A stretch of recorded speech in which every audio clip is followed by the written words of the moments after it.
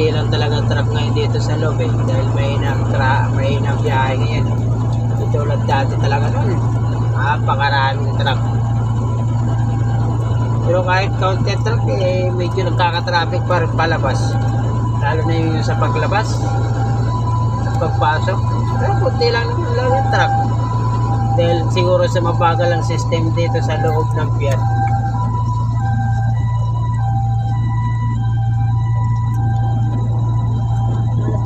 Ano pala ako sa 4? Diyos me.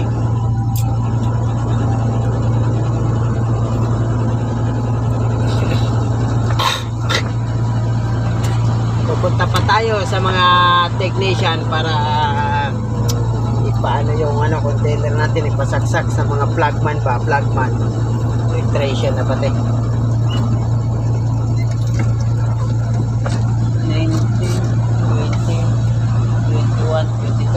23, 24.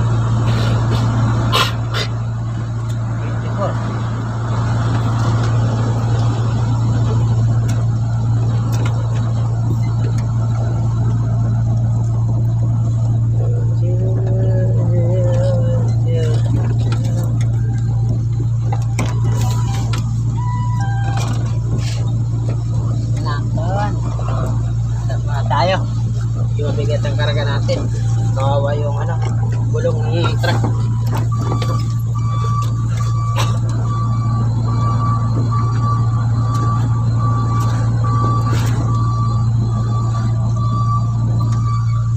Madali tayo nito ngayong may bababa. Nandiyan na yung operator ibababa agad tayo nito. Nandiyan ang operator. May bababa agad ng maaga.